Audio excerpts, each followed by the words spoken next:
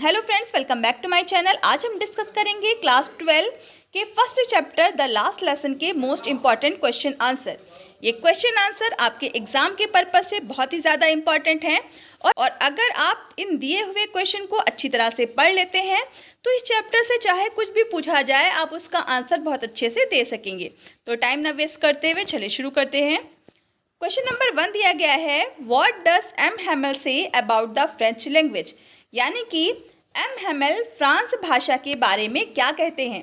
इस क्वेश्चन को इस तरह से भी पूछा जा सकता है, what did Hamel say about the French language and it's importance, यानी कि हैमेल फ्रांस भाषा और इसके महत्व के बारे में क्या कहते हैं। देखिए क्वेश्चन नंबर 1 आपको जो बताया गया है इसको दो तरह से पूछा जा सकता है। दोनों तरह से पूछने के तरीके अलग अलग हो सकते हैं, लेकिन दोनों के आंसर जो होंगे वो सेम होंगे। क्या आंसर होगा चलिए देखते हैं। M Hamel says that French is the most beautiful language in the world. M Hamel उनके टीचर का नाम है और सेज का मीन्स होता है कहते हैं। एम हैमेल सेज यानी एम हैमेल कहते हैं, दैट का मीन्स होता है कि फ्रेंच भाषा के लिए यूज़ हुआ है यानी फ्रांस भाषा के लिए। इसका मीन्स होता है, मोस्ट का मीन्स होता है सबसे अधिक और ब्यूटीफुल का मीन्स होता है सुंदर। लैंग्वेज का मीन्स होता है भाषा और इन द वर्ल्ड का मीन्स हो जाएगा संसार में। यानी कि M Hamel says that French is the most beautiful language in the world. M Hamel कहते हैं कि फ्रांस भाषा दुनिया में सबसे सुंदर भाषा है। It is the clearest and the most logical, यानी कि वो फ्रेंच लैंग्वेज के बारे में कहते हैं। क्या कहते हैं? It is the clearest. Clearest का मीन्स होता है सबसे ज़्यादा स्पष्ट, एंड द मोस्ट लॉजिकल और सबसे ज़्यादा तर्कसंगत। यानी जो फ्रेंच लैंग्वेज है यानी कि जो फ्रांस भाषा है वो दुनिया में सबसे ज़्यादा स्पष्ट और तर्कसंगत भाषा है। So they must guard it among them and never forget it. So मतलब होता है इसलिए, दे मतलब वे, मस्ट मतलब चाहिए, गार्ड मतलब सुरक्षित, इट मतलब इसे, अमंग देम मतलब अपने आप में, अपने बीच में। एंड का मीन्स होता है और नेवर का मीन्स होता है कभी नहीं, फॉरगेट का मीन्स होता है भूलना, इट मतलब इसे। इसलिए वो कहते हैं so they must guard it among them and never forget it. इसलिए वे इस भाषा को अपने बीच में सुरक्षित रखेंगे और कभी भी भूलेंगे नहीं। तो ये था क्वेश्चन नंबर 1। अब देखते हैं question number 2।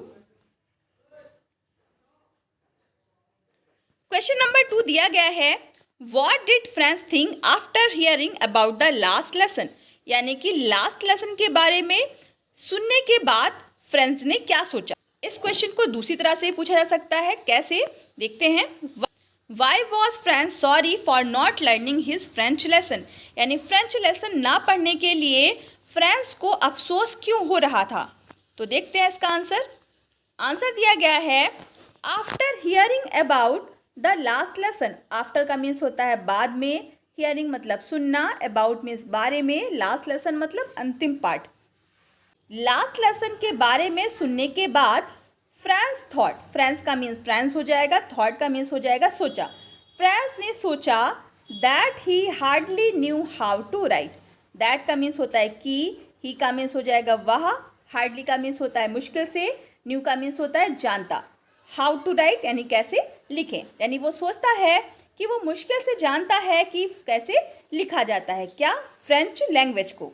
He would never learn any more, और वो अब इस भाषा को और अधिक सीख नहीं पाएगा। यानी वो कहता है कि वो बहुत ही मुश्किल से जानता है कि फ्रेंच भाषा को कैसे लिखें, यानी वो फ्रेंच भाषा को लिखना नहीं जानता है और अब वो पाठ उसे पढ़ाया भी नहीं जाएगा। French was sorry for not learning his French lesson. French बहुत ही ज़्यादा अफसोस करता है for not learning his French lesson, अपने फ्रेंच लेसन को ना पढ़ने के लिए, बिकॉज क्योंकि ही उसने वेस्टेड बर्बाद किया था, हिज अपना टाइम समय, इन सीकिंग बर्ड्स एग्स। सीक मतलब होता है तलाशना, बर्ड्स एग्स मतलब चिड़ियों के अंडे, और का मीन्स होता है या, गोइंग मतलब होता है जाना, स्लाइडिंग ऑन द सार यानी कि ढलान से फिसल, यानी उसने अपना समय चिड़ियों के अंडे ढूंढने में और ढलान पे फिसलने में बर्बाद कर दिया था। क्वेश्चन नंबर 3 देखते हैं। क्वेश्चन नंबर 3 दिया गया है, what was the bulletin board, how was it important. The bulletin board was an official information giving board to the people of that area.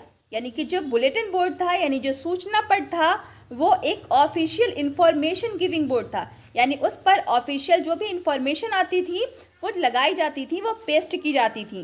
To the people of that area, उस area के, उस क्षेत्र के लोगों के लिए।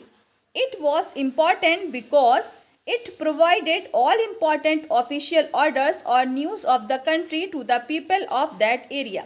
ये महत्वपूर्ण था क्योंकि ये उपलब्ध कराता था। प्रोवाइड का मीन्स होता है उपलब्ध कराता था। ऑल इम्पॉर्टेंट ऑफिशियल ऑर्डर्स, सभी महत्वपूर्ण ऑफिशियल जो भी आदेश आते थे उसे, और न्यूज़ ऑफ द कंट्री या फिर जो देश की जो खबरें आती थी उसको भी उपलब्ध कराता था to the people of that area, उस एरिया के लोगों को। क्वेश्चन नंबर 4 देखते हैं। Why did the grammar lesson seem so easy to understand for Franz that day. यानी उस दिन फ्रांस को व्याकरण का पाठ इतना आसान क्यों लगता है। आंसर देखते हैं। The grammar lesson seemed so easy to understand for France.